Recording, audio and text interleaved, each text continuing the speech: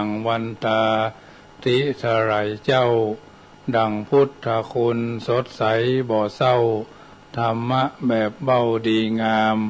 กับสังฆรัตน์รวมแล้วเป็นสามไตรรัตน์เรืองนามไวยสาเน้อเจ้าไวยสาเน้อเจ้า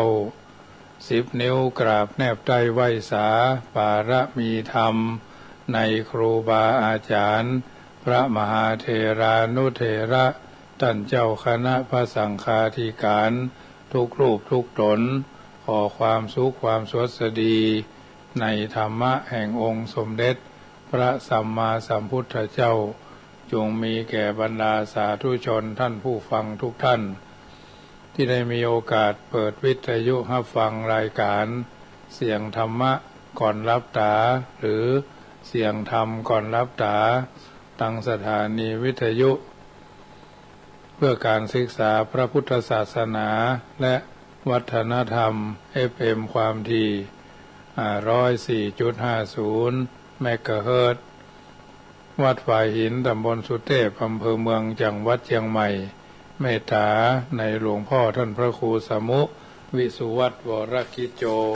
ท่านเจ้าอาวาสและท่านผู้อำนวยการวิทยุแห่งนั้นถวายเวลาคือเก้ากับผมอาตมาภาพพระมหาประสิทธมาภินันโทน้อมนำเอารายการนี้มาอุเอิญเจริญปอนมาเป็นปฏิพรกับบรรดาญาติโยมที่อยู่ท่าดาฟังกันอยู่ทางบ้านกันเป็นประจำเนาะทุกวันมีโอกาสก็เปิดวิทยุรับฟังจากคืนนี้ 19:05 น.โดยประมาณก็ออกก่อนเวลาก็5 นาทีโดยประมาณ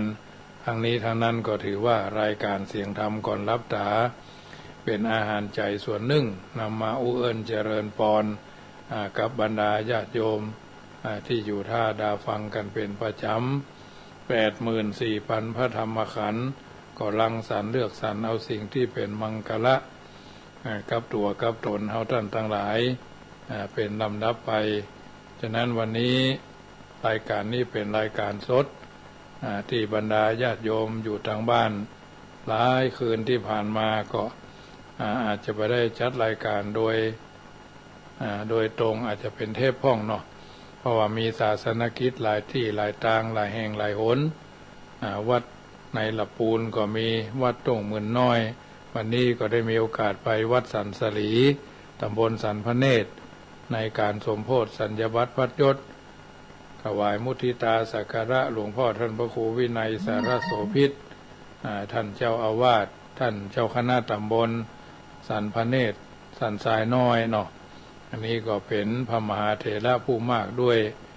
ความชำนาญการหลายๆอย่างหลายๆประการบรรดาญาติโยมที่อยู่ท่าดาวฟังอยู่ทางบ้านก็คงจะ อยู่ใกล้บริเวณนั่นก็มีเนาะบางคนเพิ่นก็ไปทักทายสมาภาพที่งานนั่นก็มีเนาะอันนี้ก็ถือว่ากิจการงานดังกล่าวก็ผ่านไปด้วยดีได้ฉันเข้ากับท่านอาจารย์พระครูประหลัดกิติพงศ์เลขาหลวงพ่อวัดสันสลีเนี่ยไม่ได้มีโอกาสทักทายกันหลายๆเรื่องหลายๆราวทักทายปราศัยกันเพราะฉะนั้นค่ำแรงวันนี้ก่อนจะอู้เอิญเจริญพรรายการต่างๆตลอดจนเทศกาลงานปีใหม่เมืองเขาเนี้ยวันนี้ก็เดียวฟังคืน96เนอะ96ก็จะถ่ายประมาณทุ่ม30แทน9 ลานกับนานหลวงวันนี้นะเพราะฉะนั้นเบื้องแรกนี้จะได้นำปาญาติโยมกราบพระไหว้พระเป็นลำดับไปก่อนเนาะกราบ1กราบ2กราบ3กราบ4กราบ5อะระหังสัมมาสัมพุทโธภควาพุทธังภควันตังอภิวาเดมิกราบสวากขาโตภควตาธัมโมธัมมังนัมมัสสามิกราบสุปฏิปันโนภควโตสาวกสังโฆสังฆังนะมามิกราบมาตาปิตุขุนังอะหังวันตามิกราบ คุณโนปการีวันตามิกราบพระพุทธอย่าไปสะดุดทองคำกราบพระธรรมอย่าไปถูกใบลานกราบพระสงฆ์อย่าไปหลงลูกเจ้าบ้านญาติโยมสาธุชนท่านผู้ฟังทั้งหลายต่อไปก็ตั้งอกตั้งใจโยขันแก้ว5กูถากเป็นลำดับไปเนอโยพุทโธอันว่าพระพุทธเจ้าตนใดโลกุตตโมตนผาเสริฐอุดมกว่าหมู่สัตวโลกอนันตัญญาโนอันมีญาณปัญญาหาที่สุดบ่ได้นิสันนิสิโนนั่งอยู่แล้วดีนักบ่หวั่นไหวแต่พระยามานนั่งเนื้อแทนแก้วแทบเก้าไม้แทบไก่เก้าไม้มหาโพธิ์ตนผาเสริฐอันผจญแพ้สงครามอย่างใหญ่ยังพระยามานกับตังสาเสนังกับตังเสนานิพนมานอาการจริงก็ได้ถึงแล้วสัมโพธิงยังพญาสัพพัญโยตยานทรัตหูใหญ่อย่าทำทั้งมวลหังอันว่าคาปันนามามีก็นบน้อมไว้โดยกายวจีมโน ตังพุทธังยังพระพุทธเจ้าตนนั้นแลโยมกะธรรมโมอันว่ามกะธรรมอันใดทางคีโกอันประกอบด้วยองค์8ประการสมาธิทิอาทิโกอันเป็นธรรมอันเป็นอันประกอบด้วยองค์8ประการสมาธิทิอาทิโกอันมีสมาธิทิเป็นตนอริยปัตโตอันเป็นหนทางอันนี้ไกลจากบาปอุจุกมโกอันเป็นสมาธิทิเป็นตนอริยปัตโตอันหนทางอันนี้ไกลจากบาปอุจุกมโกอันเป็นหนทางเส้นซื่อบ่โกฏบ่เลี้ยวโมฆะปะเวสายาเพื่อเข้าสู่นิพพานันพ้นจากทุกข์ในวัฏสงสารจะนานางแห่งคนทั้งหลายโหดนี้ก็มีแลยังมกะธรรมโมอันว่ามกะธรรมอันนี้สันติกโรอันกะทำหือบาปลำงับดับหายนุทัสโสนยโยอันมีนัยยะอันควรจักหูจักหันยากนักปณิยานิโกอันนำสัตว์ออกจากวัฏสงสารโหติก็มีแลหังอันว่าคาปันนามามีก็นบน้อมไว้โดยกายวจีมโนตังธรรมังยังพระสัทธรรมเจ้านั่นแลโยสังโฆอันว่าพระสังฆเจ้าหมู่ใดอันบวชวิสุทโธอันบริสุทธิ์จากบาปวราตะคินายโยอันควรฮับเอาตานันพาเสด แห่งคนและเทวดาทั้งหลายสันตินทาลิโยอันมีอินทรีย์ทั้ง6ระงับดีนักสปะมระปะหิโนอันมีมละคือกิเลสละใดเสียแล้วอานาสะโวอันหาอาสวะธรรมบ่ได้สามิธิปัตโตอันใดถึงแล้วยังความสำลิดทีบรมวรคู่เนหิเนเกหิโดยหมู่คุณทั้งหลายสามิธิปัตโตอันใดถึงแล้วยังความสำลิดทีบรมวรคู่เนหิเนเกหิโดยหมู่คุณทั้งหลายอันมาก็มีแลหังอันว่าคาปันนามามีก็นบน้อมไว้โดยกายวจีมโนตังสังฆังซึ่งพระสังฆเจ้าอันเป็นอันซึ่งพระสังฆเจ้านั่นแลหังอันว่าคาปันนามามีก็นบน้อมไว้ถ้าพูดทางยังพระพุทธเจ้า ทารัตตนทารัตหูใหญ่อย่าทำตะมวลคู่หน้าสาขารันต่างอันมีคุณปันดังน้ำมหาสมุทรหังอันว่าคานามามิก็นบน้อมไว้ธรรมังยังพระสัทธรรมเจ้าโมนีราชเตสิตังอันพระพุทธเจ้าอักเทศนา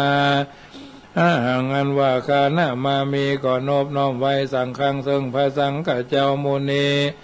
ราชสาวกังอันเป็นลูกศิษย์ฟังคำสอนแห่งพระพุทธเจ้าหังอันว่าคานามามิก็นบน้อมไว้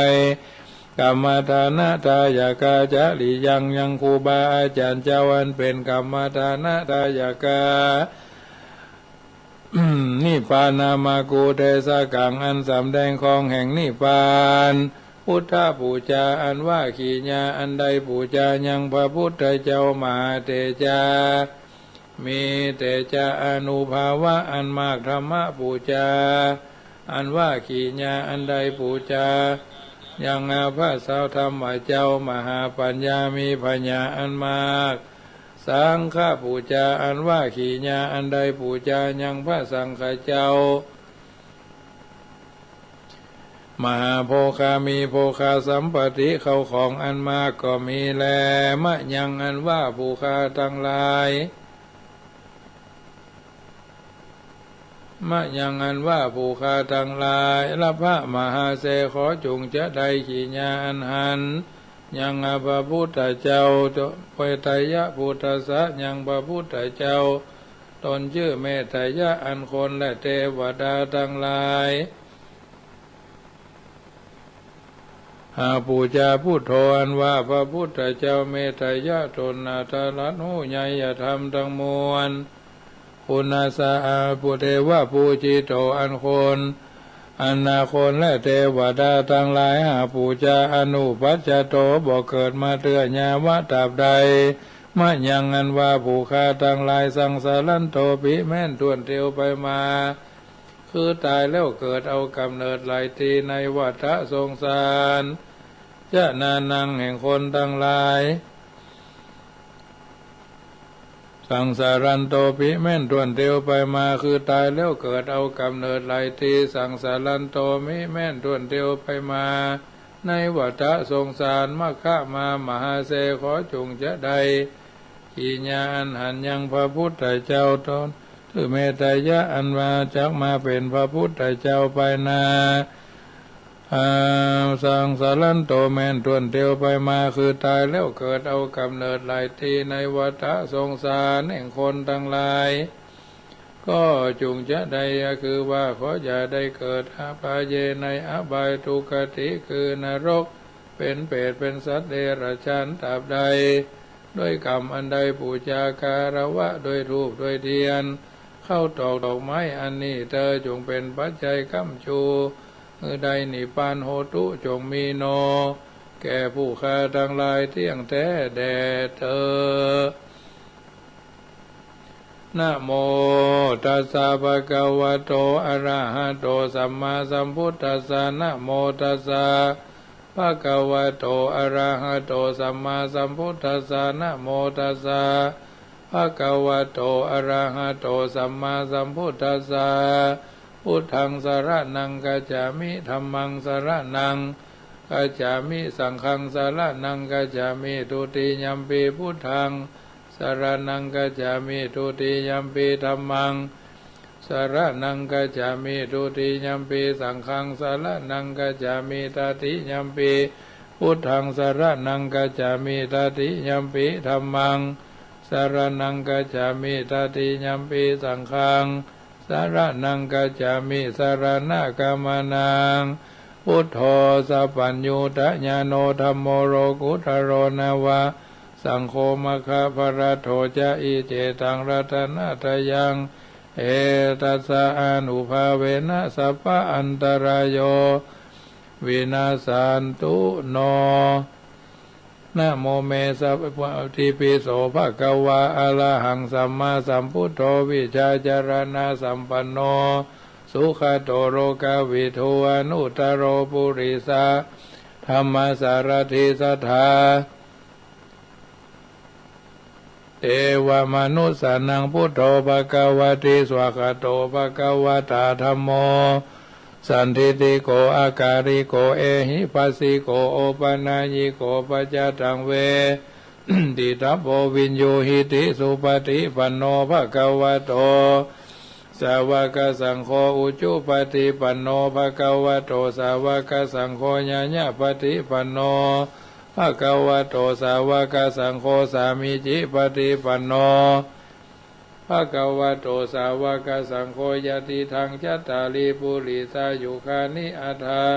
ปุริสะภูคลาเอสะภะคะวะโตสาวกสังโฆอาหุนายโยปะหุนายโยตักขินายโยอัญชลีกรณีโยอนุตตรังปุญญเกตังโลกัสสาติ ยันตุนิมิตังอวะมังกรัญจโยจามะนาโปสกุณาสัสสะโตปะปะกะโหตุสุปินังอากันตังพุทธานุภาเวนะวินาสเมนตุยันตุนิมิตังอวะมังกรัญจโยจามะนาโปสกุณาสัสสะโตปะปะกะโหตุสุปินังอากันตังธัมมานุภาเวนะวินาสเมนตุยันตุนิมิตังอวะมังกรัญจโยจามะนาโปสกุณาสัสสะโตปะปะกะโหตุสุปินังอากันตังธัมมานุภาเวนะวินาสเมนตุยันตุนิมิตังอวะมังกรัญจโยจามะนาโปสกุณาสัสสะโตปะปะกะโหตุสุปินังอากันตังสังฆานุภาเวนะวินาสเมนตุติปิโสภะคะวะทานะบารมีสัมปันโนทานะอุปบารมีสัมปันโนทานะบารมัตถบารมีสัมปันโนมหาชัยยะภะคะโลวะลาเมนะโทวัตโสธัมมากันระยะนาทีวิปัสสนาคาโตโสภะคะวะอิติปิโสภะคะวะศีลบารมีสัมปันโนศีลอุปบารมีสัมปันโนศีลบารมัตถบารมีสัมปันโนมหาชัยยะปะกะโรวะราเมนะโทวัตโสธัมมากันระยะนาทีวิปัสสนาคาโตโสภะคะวะอิติปิโสภะคะวะเนคัมมะบารมีสัมปันโนเนคัมมะอุปบารมีสัมปันโนเนคัมมะบารมัตถบารมีสัมปันโนมหาชัยยะปะกะโรวะราเมนะโทวัตโสธัมมากันระยะนาทีวิปัสสนาคาโตโสภะคะวะอิติปิโสภะคะวะปัญญาบารมีสัมปันโนปัญญาอุปบารมีสัมปันโนปัญญาบารมัตถบารมีสัมปันโนมหาชัยยะปะกะโรวะราเมนะโทวัตโสธัมมากันระยะนาทีวิปัสสนาคาโตโสภะคะวะอิติปิโสภะคะวะวิริยะบารมีสัมปันโนวิริยะอุปบารมีสัมปันโนวิริยะบารมัตถบารมีสัมปันโนมหาชัยยะปะกะโรวะราเมนะโทวัตโสธัมมากันระยะนาทีวิปัสสนาคาโตโสภะคะวะอิติปิโสภะคะวะขันติบารมีสัมปันโนขันติอุปบารมีสัมปันโนขันติบารมัตถบารมีสัมปันโนมหาชัยยะภะคะโลวะราเมนะโทวัตโสธัมมากันระยะนาทีวิปัสสนาคาโตโสภะคะวะอิติปิโสภะคะวะสัจจะบารมีสัมปันโนสัจจะอุปบารมีสัมปันโนสัจจะบารมัตถบารมีสัมปันโนมหาชัยยะปะกะโรวะราเมนะโทวัตโสธัมมากันระยะนาทีวิปัสสนาคาโตโสภะคะวะอิติปิโสภะคะวะอดิฐานะบารมีสัมปันโนดิฐานะอุปบารมีสัมปันโนอดิฐานะบารมัตถบารมีสัมปันโน มหาจยะปากโรวราเมนาโทวัตโสธรรมาการระยานาทิวิปัสสนาขาโตโสภะคะวาอิติปิอิติปิโสภะคะวาเมตตาบารมีสัมปันโนเมตตาอุบาบารมีสัมปันโนเมตตาบารามัทธบารมีสัมปันโนมหาจยะปากโรวาราเมนะโทวัตโสธรรมาการระยานาทิวิปัสสนาขาโตโสภะคะวาอิติปิติปิโสภะคะวาอุเบกขาบารามิสัมปันโนอุเบกขาอุบาบารมิสัมปันโนอุเบกขาบารมัทธบารมิสัมปันโนมหาจยะปากโรวาราเมนะโทวัตโสธรรมาการระยานาทิวิปัสสนาคาโตโสภะคะวาอิติปิอิติปิโสภะคะวาทัสสะบารมีสัมปันโนทัสสะอุบาบารมีสัมปันโนทัสสะบารมัทธบารมีสัมปันโนมหาจยะปากโรวาราเมนะโทวัตโสธรรมาการระยานาทิวิปัสสนาขาโตโสภะคะวาอิติปิติปิโสภะคะวาพุทโธอนันตทิคุโนวัตโสภะคะวาอิติปิยังปุญญังอันว่าบุญอันใดอัมหากังแห่งผู้ฆ่าทั้งหลายกัตถวาอันใดกระทำปั้มเป่งแล้วทานะมายังวาด้วยอันใดฮือทานก็ดีศีละมายังวาด้วยอันใดรักษาศีลก็ดีภาวนามายังวา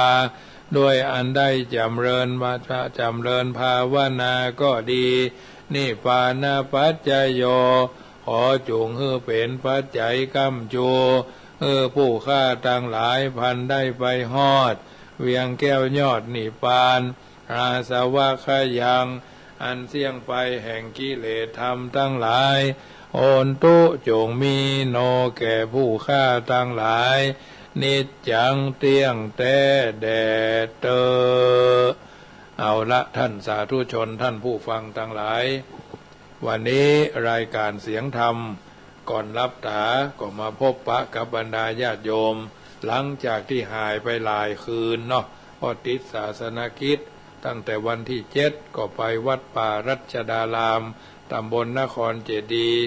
ต้อนรับสัญญบัตรพัดยศท่านพระครูสุธีธรรมรัตน์ท่านพระมหาอาทิตย์โคนฟ้ามุ้ยสันทรายทัดนั้นมาก็เป็นงานทำบุญสมโพธิสัญญบัตรพัดยศวัดโต้งหมื่นน้อยเนาะวัดโต้งหมื่นน้อยตำบลหนองหานอำเภอสันทรายเนาะเพิ่นสมโพธิวันที่9เอาก็ไปบ่ได้วันที่9ก็กิ่งเข้างายแล้วก็ไปวัดดงหลวง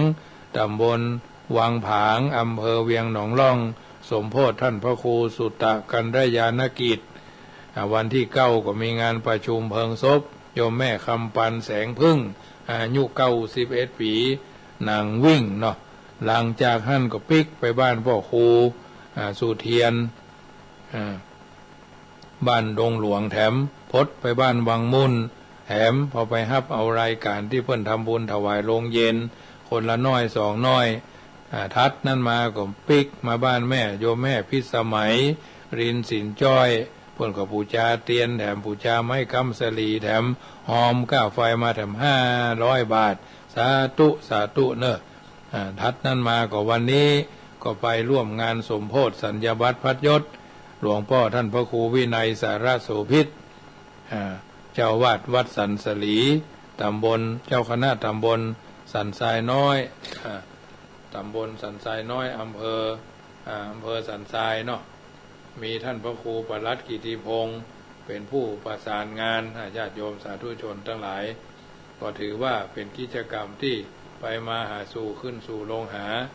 งานสมโภชสัญญาบัตรพัดยศเจ้าคณะตำบลชั้นโทเป็นชั้นเอกในท่านพระครูวินัยสารโสภิตครูบาวัชรพงศ์กตาสาโลเนาะอุปชายโยเมพันเตอายัสสมากันตาสาโลนามะเนาะวัดสันสลีอันนี้ก็เป็นพระมหาเถระผู้มากด้วยความสามารถหล่อละคังกาหล่อพระเจ้ากาถ้าโยมท่านใดมีความสนใจใส่ใจแบบบะเก่าโบราณแต่เจ้าเพิ่นสวดคาถาครูบาวัดฝ่ายหินก็ถือว่าเอาไปสารตะเนาะพุทโธพุทธจยะธรรมจยะสังฆจยะพุทธรักษาธรรมรักษารักษาพุทโธพุทธังอรหังนี่นะของวัดจังกรรมนี่มีคาถาแห่ปัญจันเนอะโอมเหติทะพะทะกติตติเหวะเววะวิรุญกะรุกายะทิรุวิทิรุวินะวะเตโอมกากากันนุนะนะนินินุนุนินะนะทุพะพาโอมเหเทวาเทนิรุตภารุพิสาตรุนิวาจะโรเทภกะภกามุเหอวะนะเหมะกุมภะอมสวาหายแก่เหตุร้ายนาสัพพะทุกขาสัพพะพยาสัพพะโคโรนาสัพพะหมอกควันใกล้ไก่น้อยใหญ่พินาศสันตุอายุวันโนสุขังพลังนี่เป็นกรรมของภัยของมันนะญาติโยมของดีแต่ละวัดของดีแต่ละครูบาอาจารย์ก็นำมาอมไว้ก็หายคายไปก็รอดเหมือนท่านอาจารย์ด็อกเตอร์วัดผ้าขาวเนาะด็อกเตอร์พระมหาสกลเพิ่นก็ว่าเอาไว้เขาก็เก็บกำเหลือผสมกำไต้เนาะเอาละญาติโยมเทศกาลงานปีใหม่เมืองก็จะจู้จอดลอดถึงท่านก็กล่าวเอาไว้น่าคิดว่าถึงเทศกาลสงกรานต์กันแล้วหรือปีใหม่แก้วปิ้นปื้นบ้านเฮาหนาเริ่มกลางเดือนเมษา13 เมษาวันจังขานมาล่องลาต้องเต้าคนจักนิยมสะผมดำเกล้าดำหัวบินหน้าไปทิศตะวันออกแจงเหนือเนอะเอาข้อสมินส้มปล่อยขมิ้นบดีและหัวเหลืองเอาส้มปล่อยก็เพราะปะกรรมมันคล้องจองเปิงกับมาได้เอาน้ำขมิ้นส้มปล่อยโอ้หน้าเหลืองวัดญาติโยมเอาไปใช้บวชพระเป็กตู้นะเอาขมิ้นทาหัวนี่นะญาติโยมแล้วไปใช้ไก่ขมิ้นนะญาติโยมเพราะฉะนั้นยิ่งทุกเจ้าโกนหัวแล้วใหม่โอ้แต่ก่อนอยู่กรุงเทพนั้นเนี่ยนาคบางตนนี่เพิ่นบวชโพดท่อเอาพอนึกว่าไก่ทอดโขนเผาโขนแล้วใหม่เนาะมดจุนอุ่นเนี่ยญาติโยมเอ้ยนะคนจักนิยมสะผมดำเก้าปีนี้เอาหัวไปทิศตะวันออกแจงเสียงเหนือเนอะปัดกวาดเฮือนเฮาสะชำระสะล้างมนทินใดๆอย่าได้ตกค้างไหลตัวน้ำกว้างนาตีสังขารล่องไซแก่ไปแถมปีเริ่มสร้างความดีวันนี้เตอะเจ้า14 เมษาวันดาน้ำเข้าห้องกันวันเนาแน่ชัดเจ้าบ้านตั้งหลายโขนทรายเข้าวัดร่วมกันก่อปั้นเดเจดีปักตรงเรียบร้อยใหญ่น้อยหลากสีตามป่าเวณีมีมาอย่างอัน15 เมษามหาเลิกขั้นพญาวันเลิศแล้วต่างห่วมทำบุญบอกไรกาดแก้วจิตใจพองแผ้วตัวยมาครับฮับเอาธรรมะพระศาสนามาลดน้ำดำหัวคนแก่คนเฒ่า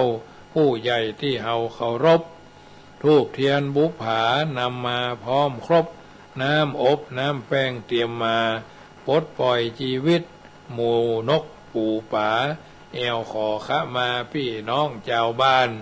บ่าวสาวสุขสันต์ม่วนงันสันเสียงท่านได้เล่นสงกรานต์สาดน้ำหดน้ำเย็นใจชื่นใจยิ่งล้ำลดความฮ้อนอันหมายแขวนพ่องห้อยมะลิห้อยคอสวมแหวนพ่องห้อยฝากแฟนพ่องห้อยฝากแฟนเกี่ยวกันตังอ้อมทุกคนพร้อมใจใส่เสื้อหม้อห้อมบ่มีไผ่ยอมขว้างละ ประเดี๋ยวเสื้อลายมาตีตลาดแล้วจะดูเหมยแผ่นดินล้านนาถิ่นอาระยะไผ่บะอวดอ้างชื่นชมฮีดเก่าเฮานั้นดูมันเหมาะสมถึงวันนิยมมาเอวมาเล่นต่างชาติมาขันต่างชาติมาหันปากันตื่นเต้นถึงกับตะเวนเอวพัก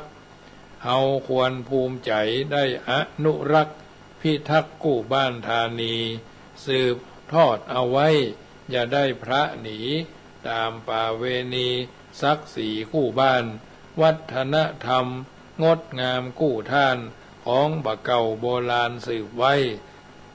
อ่านข้าวล้านนาม่อนข้าก้อนไกถึงบทจะได้จบลงทุกคนคงโชคดีเจ้าเต้านี้วาดวางลงก่อนและนายเหยญาติโยมท่านผู้ฟังทั้งหลายปีใหม่ปีหวานเอาก็พยายามสร้างเสริมเพิ่มเติมสิ่งที่ดีเนาะ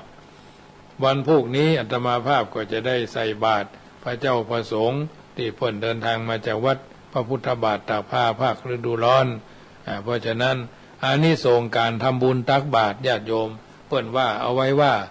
ลิขิตสารตำนานข้าวจ้อยจากใจข้าน้อยผู้ด้อยผาหยา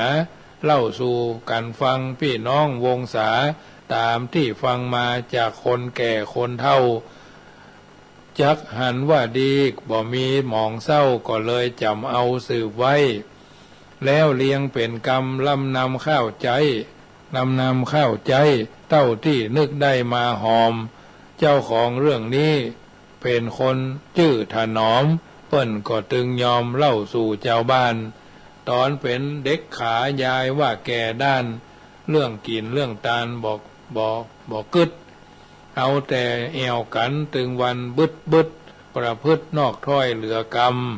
ส่วนแม่เปิ้นนั่นกินตามประจานกินตาลประจำใส่บาตรฟังธรรมบอกขีดขาดด้วนบอกขีดขาดด้วนเครื่องบริขารก่อตาลครบถ้วนที่หันสมควรแก่พระนำไปถวายบ่ได้ลดละสัพพะหาได้ไปตาลมีวันหนึ่งนั้นแม่เปิ้นมีการแต่ห่วงของตาลถวายตู้เจ้าเลยห้องยายมาสั่งว่าขันเข้าแม่ก็เตรียมเอาไว้ครบหากตู้เจ้ามาฮื้อสากราบนบอย่าลบเหี่ยวเล่นเนินนายเอาเข้าขันนี้ใส่บาตรถวายแม่สั่งกับยายแล้วออกจากบ้านส่วนยายถนอมตอนนั้นดื้อด้านยกเอาของตาลเก็บไว้เล่นจนลืมจำยังกำแม่ใจจนพระเตียวใกล้เข้ามาแกนึกได้นึกแกถึงได้นึกหู้สึกได้หนาเลยฟั่งปิกมาจักเอาขันเข้าพอสัตตาหันใจพันมนเศร้าเป็นดีไข่เอาซ่อนดีพ่อกล้วยหอมสวย3 หน่วยวันนี้มาถูกหนูจี้เหี่ยอันปาทูจุดลุดห่างกุดเหมือนกันเพราะถูกหนูมันมาแทะกินเล่นยายนึกเสียใจสวงในตื่นเต้นเวลาก่อเพลมาแล้วจำเอาถวายบ่ฮือกราดแกล้วใจผ่องแผ้วโสพินเอามีดมาลัดตัดที่หนูกินกำขว้างลงดินด้วยใจมนเศร้าเหลือ2 หน่วยปลายถวายตู้เจ้าพร้อมป่าทูเราตัวนั้นห่างกุดเหี่ยตวยดูสวยหลายจันแต่ใจยังมั่นศรัทธาหลังจากวันนั้นบ่เมินนักหนาแม่เปิ้นก็มาตายจากโลกกว้างยายก็บอกเคยจะกึดสรรสร้างทำบุญหนุนตางมาวัดจนมีลูกผัวเป็นตัวผูกมัดไว้จัดย่างเข้ากลางคนยายก็บอกกึดจักสร้างกุศลเพราะมัวกังวลเลี้ยงแต่ลูกเต้ามีวันหนึ่งหนาเคาะมาถึงเจ้าถูกรถจนเอาย่อยยะจนยับสลบสลายตายลืมเกือบลับนอนลับอยู่ได้3 วันฟื้นมาแถมเตื้อยายฟั่งแก้ฝันที่แสนสำคัญสู่หมู่เจ้าบ้าน ยายว่าฝันไปแอวไก่เสี่ยงท่านจนถึงวิมานเทพไทยไปปะเข้าของเงินทองเครื่องใจของกินนับได้หลายจานมีหั่นพร้อมครบลูกส้มของหวานยังพบยังพบผ่านใส่ตัวแม่เจ้ายายหั่นของกินก็อยากกินเข้าเลยจักหยิบเอาลิ้มรสแต่ต้องแปลกใจบ่ได้ไล่กดตึงมดติดแน่นคำจานแม่ของยายนั้นมาหันเหตุการณ์เลยบอกของตาลบ่ใจของเจ้าถ้าหากถนอมใครอยากกินเข้าก็ฮื้อไปเอาจานปุ้นยายเมื่อยายหันไปห่อมันคุ้นปลาทูห่างจุนดีอายกล้วยหอมวางซ้อนอยู่สองแก่นปลายแถมยังหันลายมีดปาดที่แจ้งยายจำทิตาอุราหิวแห้งเกือบจักมดแหงอยู่แล้วเลยจำใจกินบ่ฮื้อกล้าแกล้วบ่ใจบ่พองแผ้วเหี่ยเลยแม่เท่าละเลยจี้ว่านี่ลูกเอ๋ยเพราะว่าลูกเกยทำบุญเต้าอี้ถึงตอนลูกตายมุ่งหมายมานี่ของกินเลยมีบ่นักจุงจำใส่ใจไว้เน้อลูกฮักลูกจักปิกบ้านคืนไปเพราะตอนนี้ลูกยังบ่เสี่ยงใจรีบปิกไปโวยปิกคืนสู่บ้านมันทำบุญกุศลทุกด้านมันกินมันทานเข้าไว้การสร้างกุศลส่งบุญบ่ไรจนคืนตอบได้แน่นอนขอลูกฮักฟังกรรมแม่สอนรีบสัญจรปิกคืนห่างเจ้าชีวิตปิกคืนห้างเจ้าหลังจากพื้นมาอู้จาลูกเต้ายายก็ยึดเอาธรรมะตักบาตรทำบุญกันทุกวันพระบ่ละเรื่องสร้างความดีไขว่าจีมานี่บ่น้อยขอจบข้าวจ้อยก่อนและนายเอ๋ยอันเนี้ยญาติโยมสาธุชนก็ถือว่าเป็นเรื่องที่มีสาระอันใส่บาตรนี่นะญาติโยมอาตมาในฐานะที่เป็นผู้รับเนาะผู้รับบิณฑบาตอาหารการกินนี่นะโดยเฉพาะขนมปังนี่นะญาติโยมนึ่งก็เคยมีหนูครบก็มีเนาะหนูครบก็ใส่บาตรบางเตื้อมาม่าเนาะญาติโยมบ่ได้พอบ่ได้กอยบอกว่าบ้านใดเนาะเอาถือว่าเป็นกลางขนมก็มดขึ้นเนาะมดแดงบางเตื้อเอาแก้พอแล้วพดเขามีกับมดแดงตัวน้อยๆนั่นนะมดน้ำตาลพวกนี้ก็หนูแทะเนาะบางเตื้อก็ยังว่าอย่างที่เพิ่นว่าในเนี้ยแมงอย่างตกใส่แกงใส่อย่างพ่องถ้าเอาใส่ถุงใส่ตู้เย็นนี่ก็บ่เป็นหยังเพราะฉะนั้นเพิ่นว่าให้ของปราณีถวายของปราณีตย่อมได้รับของปราณีตนะถวายของหยาบก็ย่อมจะได้ของหยาบเรื่องกินเรื่องตาเนี่ยนะโดยเฉพาะเทศกาลงานทำบุญส่งการปีใหม่เมืองที่จะถึงเนี่ยบางที่เพิ่นก็เอาวันที่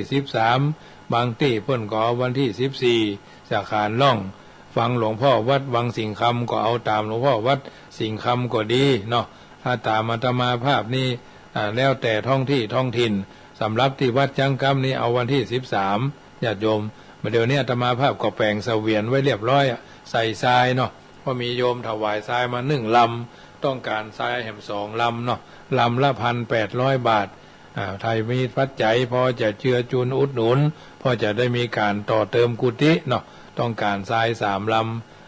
ลำรถ6 ล้อเนาะเปิดห้องว่าลำละ3 คิวอีกเนาะก็9 คิวก็ได้1 คิวแล้วยังทำ2 คิวไผ่กึดจะได้ค่อยใจถึงใครกินใครตานทรายก็แจ้งความประสงค์ได้ตามที่ท่านมีความพร้อมนะญาติโยมมีเพื่อนบอกเพื่อนมีมิตรบอกมิตรว่าโอ้เฮาปากันตานทรายบ่18 คนละ100ก็ได้เนาะก็1,800 บาทพอทรายเฮาบ่ได้ไปขุดเอาสมัยนี้ก็ต้องมีการว่าจ้างรถเพิ่นเอามาส่งเนาะอาตมาภาพก็ได้เพิ่นเอามาส่งลำละ 1,800 โยมเพิ่นบ่บอกชื่อเนาะอันนี้ก็แล้วแต่บุญบารมีของแต่ละคนแต่ละท่านอาจจะได้ร่วมทำบุญกันตามเจตนาคนละเล็กคนละน้อยคนละนิดคนละหน่อยก็ว่ากันไปเตอะเอาบ่ได้ว่า ไม่ได้บังคับขู่เข็นคือทำแล้วสบายใจนะทุกอย่างอาตมาภาพวันพรุ่งนี้ก็จะได้ตื่นแต่เจ้าเนาะจะได้พัดข้าวผัด7 สีวันนี้ก็ซอยกุนเชียงละซอยหมูยอเนาะเครื่องสำเร็จบางอย่างก็จะทำให้มันเลิศรสใส่น้ำพริกเผาตัวเนาะข้าวผัด7 สีใส่น้ำพริกเผาโอ้รับรองว่าอร่อยน้ำลายย้อยนะญาติโยมเอ๋ยวันพรุ่งนี้นะเข้าซุกอุ่นๆเนาะอนุโมทนากับบรรดาญาติโยมโมทนาโยมแม่เรนูชัยวงศ์เนอะอันนี้เปิ่นหอมโรงเย็นคนที่1กันแล้วเนาะชนะเลิศที่1เนาะมันได้ป้ากันเมือนสบายดีกันทั่วหน้าเพราะฉะนั้นมีโอกาสก็ร่วมกันเนอะร่วมทำบุญวันพรุ่งนี้ก็ญาติโยมเพิ่นก็หอมมาหลายคนเนาะประมาณ1,000 กว่าบาท1,200 บาทก็ไปจัดซื้อคุณเชียงหมูยออุปกรณ์เกี่ยวกับข้าวผัด7 สีเข้าก็ประมาณ3 กะละมังกะละมังหม้อหามเนี่ยญาติโยมวันพรุ่งนี้จะลงมือเองข้าวผัด7 สีพระธรรมเนาะเนนเพิ่นจะมา25ตึงพี่เลี้ยงตึงรถตึงแล้วก็30 ชุดไปเลยขนมก็ญาติโยมเพิ่นใส่บาตรกันมาเก็บหอมรอมริบขนมกล่องนะเป็นกล่องแกะเนาะเอามาใส่เป็นชุดนมทำนมก็3 กล่องขนมก็3 ห่อไอ้กะปัจจัยก็ถวายตนละ20นะ30 ญาติโยมเอ๋ยแล้วก็ใส่ถวายเป็นกองทุนอาหารเพื่อนแห่ง1,000 บาทเนาะ30 เนาะ30 ตนส่วนละนี่นะหอมขีนหอมทานทำไปเถอะญาติโยมเอาเกิดมาหอมจะมีอย่างมาโดยอันการทำบุญบ่มีวันพุธตื่นนี่อย่าเพลงอันอบเชยไปถึงว่าหรอฟังไปเถอะคนเหนือหรอคนเมืองคนเหนือเขาเนี่ยเพิ่งว่าอันการทำบุญบ่มีวันพุธตื่นนะเอาบ่ได้เท่าทำหาคนนั้นคนนี้เขาบ่เต็มใจฮับมันก็จะปิกมาหาเอานี่แหละเปิดถึงบ่อนทำบุญหยาดน้ำกินตาลหลวงหลายจักได้สบายเกิดสุขไปหน้าเข้าตอกบานกินตาลเถิงดอกไม้บานกินตาลม่วนเนาะเพราะฉะนั้นญาติโยมสาธุชนโยมจามจุรีสิทธิวงศ์เนาะร่วมทำบุญมา100 บาทสาธุอนุโมทนาโดยตะกี้โยมแม่ปิยะธิดาตรียาพรเชียงใหม่ร่วมทำบุญมา 7,000 บาทเนาะเพิ่นว่าเอาแล้วแต่โรงเย็นก็ได้ราชรถโดยสะเพศในจำนวน 7,000 บาทสาธุอนุโมทนาเนอะกับโยมแม่ปิยะธิดาตรียาพรเพิ่นก็มาแวะอาตมานี่หลายเตื้ออาตมาภาพก็ไปบ้านเพิ่นอยู่ที่สะพานจันสมสำนักงานหรือสถานที่ที่ต่อไปวัดเกตก็หลายเตื้อโยมแม่ก็เป็นคาบดีผู้มากบารมีทำบุญหลายวัดหลายวาเนาะจัดท่านจัดนี่คืออยู่เรื่อยๆก็เกรงใจเนาะเอาเพิ่นสบายใจเพิ่นสบายใจเพิ่นโอนมาแต่ใดญาติโยมหลายคนหลายท่านก็มาได้ติดต่อกันเป็นเวลาหลายครั้งหลายคราวเนาะโยมพี่เชียงใหม่ก็หายไปเหมือนนักแกทุกคนที่เคยไปมาหาสู่อาตมาภาพก็บ่มีอันใดอันหนึ่งนอกจากทำบุญปู่จาตุงปู่จาเตียนเปิ้นฮ้องว่าปู่จาเตียนพญากบปู่จาเตียนพญาลิ้นคำปู่จาเตียนพุทธมงคล108เอาแผ่บุญกุศลที่อาตมาทำเนาะญาติโยมที่เคยมาที่เคยมาแล้วห่างหายกันไปก็ขอพุทธคุณธรรมคุณปกปักรักษาพุทโธพุทธังรักษาธัมโมธัมมังรักษาสังโฆหังสังรักษาอานิสงส์แห่งการเผยแพร่ธรรมก็ดีอานิสงส์แห่งการทำบุญหลายๆอย่างที่อาตมาทำเนาะอย่างวันพุธนี่อานิสงส์แห่งการใส่บาตรก็ตะกี้ก็ให้ญาติโยมฟังว่าเป็นใจอี้เนาะสำรวจตรวจสอบของกินของตาเนี่ยเนื้อญาติโยมทุกครั้งนะเอาซื้ออย่างมาถ้าเอาไว้ในตู้เย็นนี่มันเป็นอย่างละแต่ถ้าเอาไว้ทางนอกเอาไว้ทางรุ่มเอาไว้บนโต๊ะอาหารก็มีอย่างควบมีอย่างปิดนะระวังเนอะถ้าแมงสาบก็หนูแทะนะอย่างในนี่เพิ่นว่านะยายเพิ่นเอากล้วยปาดใส่บาตรเนี่ยแล้วก็อันปลาทูหนูแทะตัดหางปลาทูมดจุนรุ่นเนี่ยเขาตายไปเขาก็ได้กินอย่างนั้นนะอันนี้เพิ่นว่าเนอะอัตถกถาดีกาเพิ่นว่าก็นำมาก้อนไก่อุเอิญเจริญปอนกับบรรดาญาติโยมสาธุชนเนอะฟังกันแล้วก็ถือว่านำไปเป็นข้อพินิจพิจารณา อันใดเป็นของดีเนาะก็ทำกันไปเป็นต้น